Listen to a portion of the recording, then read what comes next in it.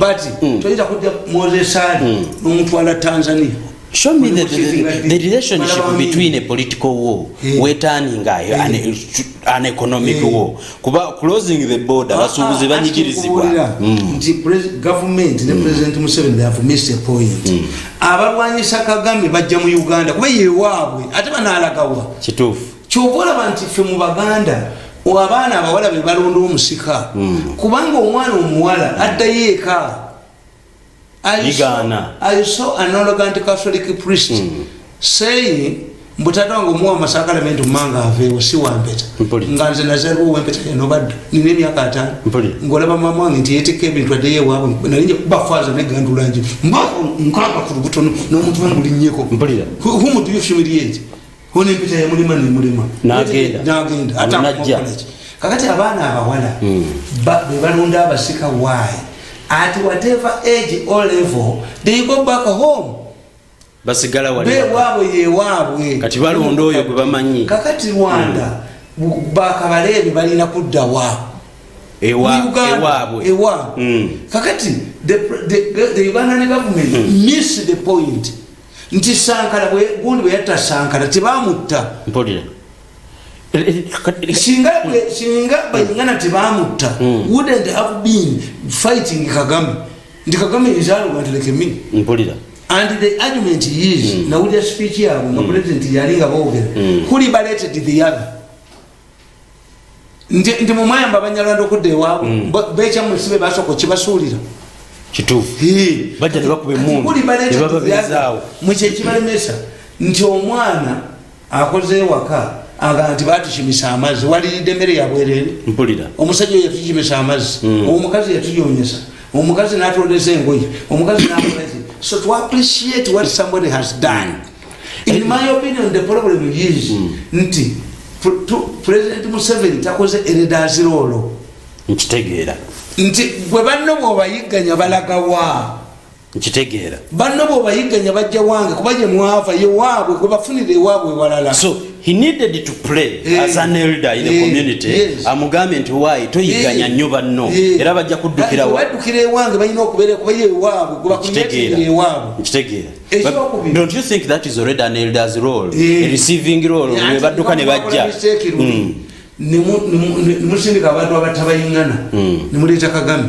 Kakati we are going to be tempted okugamba let us mobilize these people bajjeko Kagame. You get another arrogant person. The issue now Kagame bwatu wakiraba Kagame President Museveni with the issue wa mobilizing aliye na Japoli kati naye atya tuza Kagame na banne bakanyi. If you have disagreed mu Rwanda don't follow them here.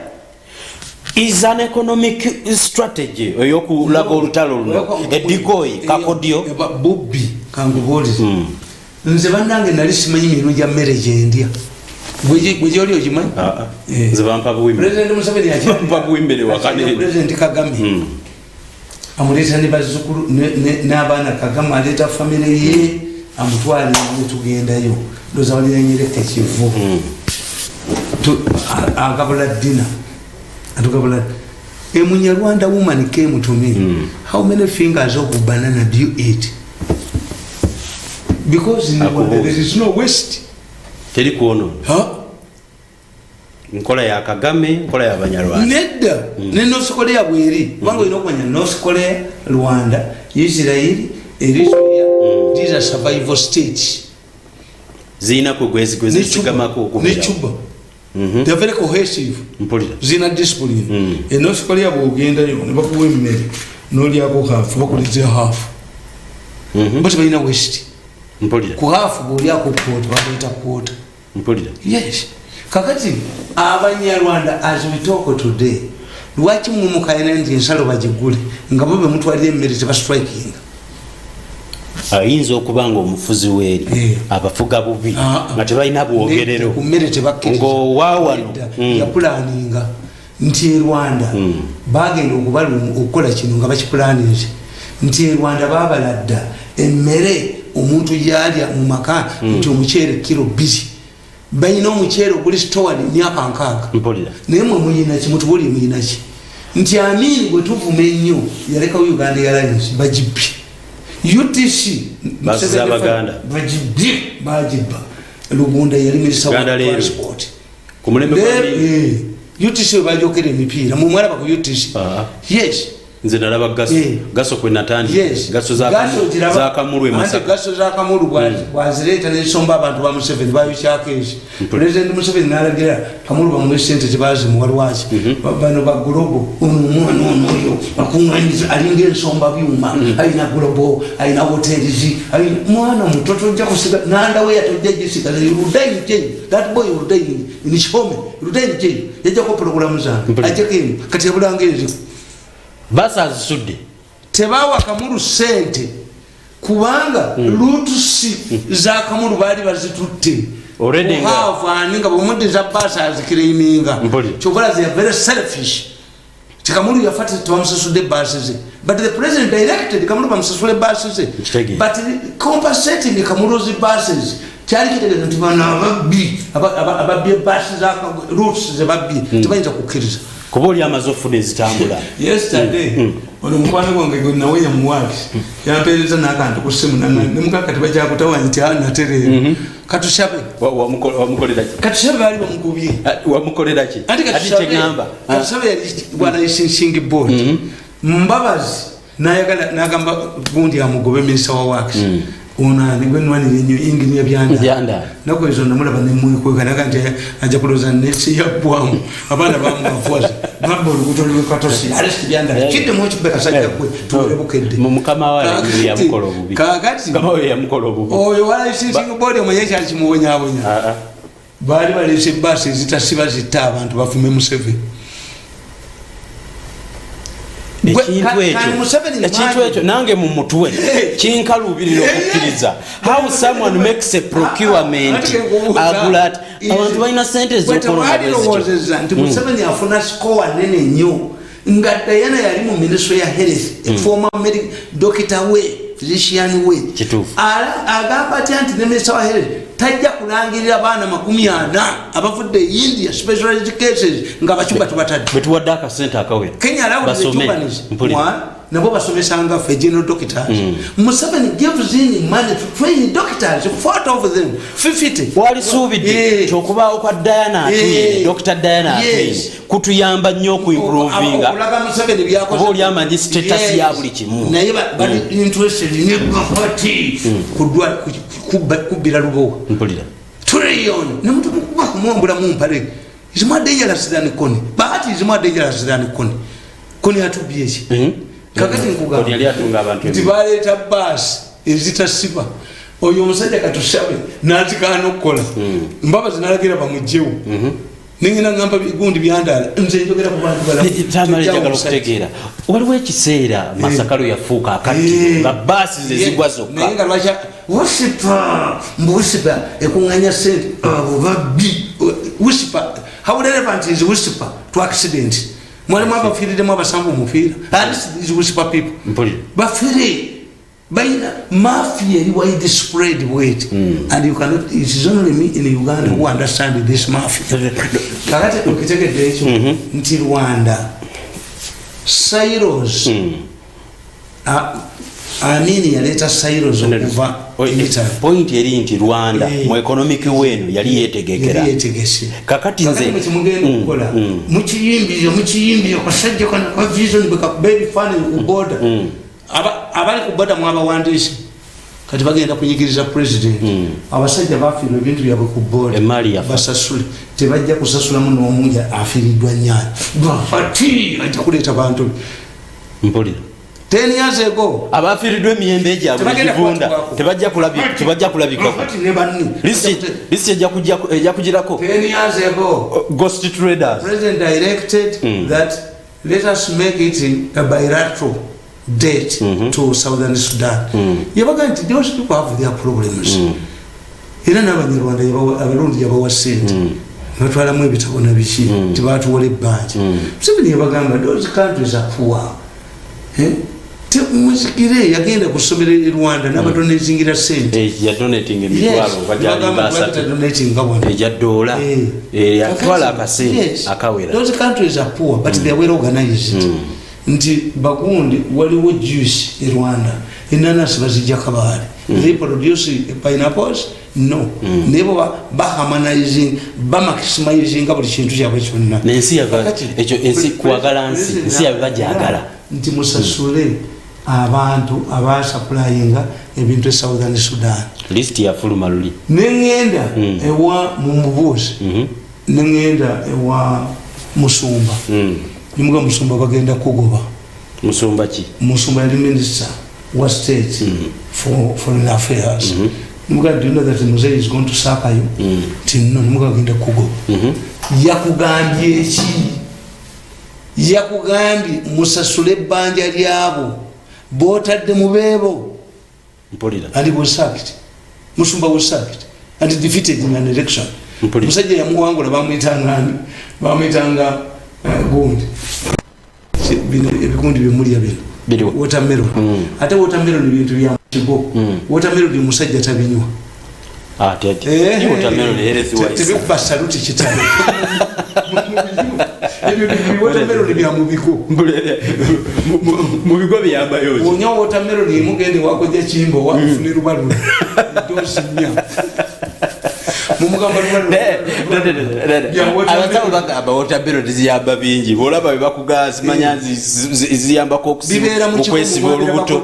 Mabira bakodi. Bibera mu bintu bya mu kigo bya mafazi. Kitufu. Kuba biku. Kubatumira. Mama na mama. Program kulembeze wecha. Benawo bisanga. Ni president bwe yalagidde basasule. Mulimu yasasudwa. Ati nalabya kalistinga mulimu so traders. Kati abantu basatu bagenda kusula Museveni. Bahati kati ate yaliwo. Bahati everywhere. Bahati azimbi olubiri. Bahati azimbi olubiri Kabale. Bahati. Batulage nyumba ye inga dala gundi namugira wodala. Olukasayiji chimbagamba. There are two prominent banyolos in your government. Kasaija has been reduced to reading documents. Agenda kusoma budget. Genda na budget nakisoma. Quite supported by the mafias. Chali kwanza kwa mwina yomulale former fighter. Ate na imu mukuba. Kakati abalundi bana bamukuba. So therefore ekyokubimba gamba nti Abanyarwanda bwe baganye emmere gizeeyo. Lwaki olemera kuduuka igale nga lwamalala amagule. Lwaki agabula mulumbe alemera kuyazze nti olina okulya kyekituleetera okulowooza nti olutalo luno si kyekyo image gye tulaba mulimu ekirala. Yes, ate ekirala kiriwa. Natunuulidde omusajja ambasada wa Rwanda mu Uganda ng'alinga yayoge anti ali Kigali. Yege nti bansamoninze nga bansamoninga bati. And it is true. You cannot summon an ambassador. They say the Rwandese ambassador to Uganda has been called at the Foreign Affairs to present him with a protest note, not to summon him. You don't summon him. A headmaster summons a student, but summoning is not a diplomatic word. Two, look what the Rwandese, these people sent here in Major General. Ati yatukube Congo. Kitufu. Umumanyi yatuba tuleko. Abawano bayina amagezi mu Foreign Affairs agamba tetujja mukiriza kujja wano. Bakugana. Bamu basindikira. Yatudumira. Umanje bamuzaala.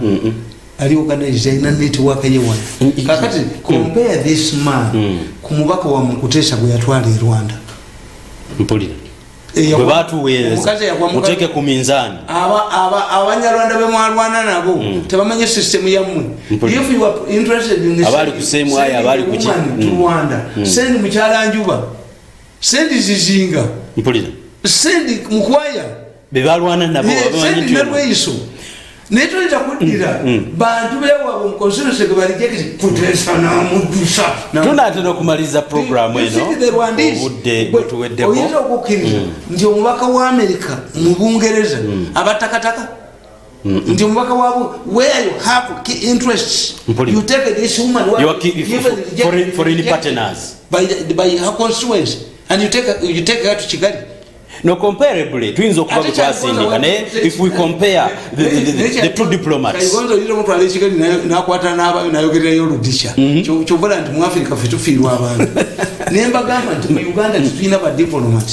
Why have we failed in Congo? Why have we failed in Somalia? Why have the military performs well? But after the military victory, tuinayo byetutwalayo genda mu UN village in Somalia, Mogadishu, Kenyans. But Kenyans, batwala amanda chako in Somalia. What's the millions of dollars? What do we take to Somalia? We took their soldiers. For soldiers. And yakola airport ya Mogadishu. Turkey. Food soldiers. Fetwalwana tebalina yadde kyebatudiza. Tetulina ba diplomats n'abaganda basobola kuteesa bintu ebyo. Ba ambassador betuyina. Kuba mumuloza nti ambassador mubaka agenda mu ggwanga eddala. Ambassador iziranka nga bawulira nti chief editor, news editor. Ayina okubako wa service na satisfying a position eyo. Basoma. Kati muyina ambassador Mukiibi yali foreign minister wa wano mu 86.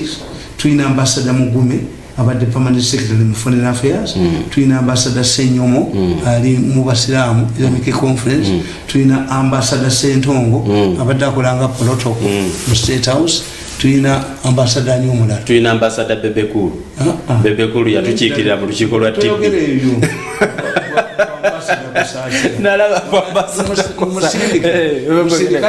Sasa musindika chikire president mu mpaka zo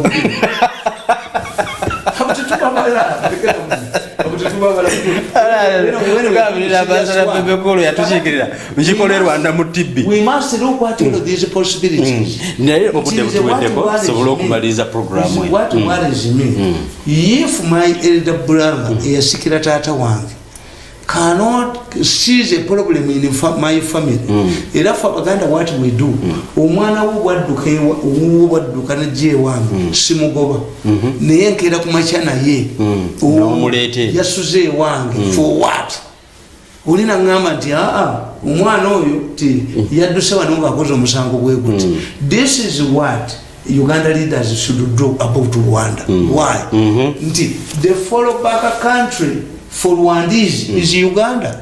Ejokubiri mutaddewo airline ya Rwanda ina airline kituufu is preparing nga muti muli mu customers. Kenya strike one bagenda Canada nezo bazibu Kenya Airways tekola magoba abalaba na Uganda bagenda msimanyi flaga bi tembera kusika mafuta Kenya Airways tekola magoba abali established properly fetuna fetugenze kwa osanga fetuyina abanazirindi ninja kubavuma njagala tumalize program obudde abaka ba parliament bagenze Canada kebera nyinyi ani yingiria mutwale mukula Mwamanyi watabulanga na kumukene gwe akulane mputa enfu wano babesije bali nyenyonyi ne bagenda bagenze kula tabagula mivumba lwaji bali abasajje banalashe babatwala mu winter nga nokulaba tebala tusindise aba Canada tugenze mu Canada kulaba aningiria mbu twakoze kagundi twakoze simanyi kiraka kira hivi ne plant tejja bilioni zisuka eche batutambudde mu program eno olwokuna kijemu kumacha kusande sawa mukaaga sakali ekiro sawa nya yatuleka tetwasindisemu amanyi byannyonyi basoma divinity wano bali ku divinity musajja bamutanga mbuyijana yayina kayala yiniki president bamu kubera chairman wa African Union AU nibagamba mbuyijana agenda akula ennyonyi mbuyijana abasajja tebinyonyi eri mu discipline abafere bamubba ina kutoka n'omutima nafu all of those people we are taking to yes bagi bali bakose ku motoka basobola kula muzebe puta bana wetu atokulaba are you telling me is it showbiz or something get a company of competent people kati bale haya ifahamu bale cha insurance inja kibatula omubbi yalese ekyo cha insurance ekyo buli omumanda tuli utafire nakyo buba tujja kukikola omubbi yakumye ogenda ko omulundi omulala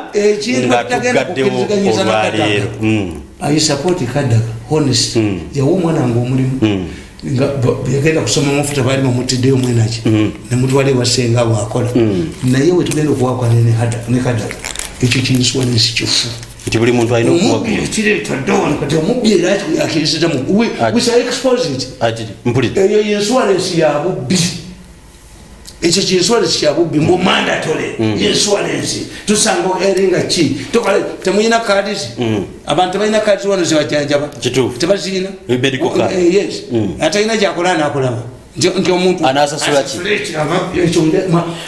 right honorable speaker Madam, I'm going to fight this insurance project you are advancing in parliament. Chaba bichaja dawano utafiri na chikoba. Bwetu cho batutambudde ebyekife n'ebyekintu kiramu obisanga wano.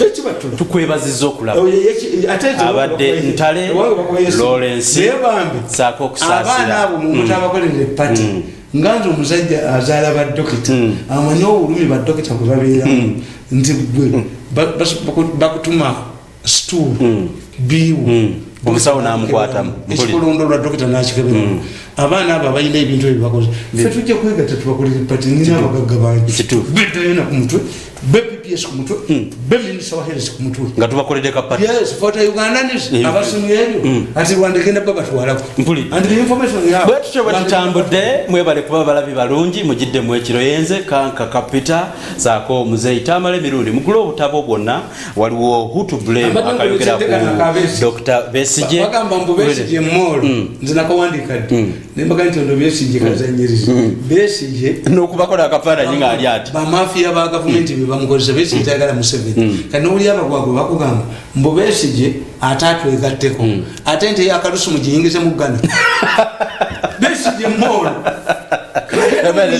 ente yakalusu oyo gitwalo gisule mukula buwanguzi simukuba era nze ngamba gavumenti abakubye Besigye babakwati kubana ulidde akakuba kagamba na intelligence tujja kuba omuyaga tumujjemu ejagiri webanasangiraku obuwaire bajjamu kuba omumenyamu webale kuba balabi balungi who to blame ke katabo akaliko Besigye nabo tujja basangawo batukube gavumenti must arrest these people abadde bagira Besigye yes must nip this violence in the bud babakwatirewo naye Besigye namuwandika tusibudde leero lwakuna muje ewa pastor Iga mukanso akatabo kaliko to blame nakulaba nga omutaddeko 1st April 2012 bagati Besigye si wamwe era kasitapo bwayini yazze nakanyuga omulambo mu lujja abasezi ne bazina kagasi bwe yako yagala okutegeera abasezi okanyuga mulambo Bobi Wine bwe yazaaliriyo bamuganya okuyimba abule sente Besigye ataliriyo Besigye zikola ekoteri hoteli balyamu ku famu yeti balyangako ombuzi kati awutwa nze kano bakawandika nti abanga gwe wasooka okyogera buli omu alinga akiraba Besigye si wammwe Besigye si wammwe musazi wansawo alina tusibudde mufune obutabo bwa butabani wa Yohana Mirundi ne Mole Namatovu Mirundi tweyanziza nnyo okubanga okukola ki yali mu motoka egenda okuzika naye ye musazi wansawo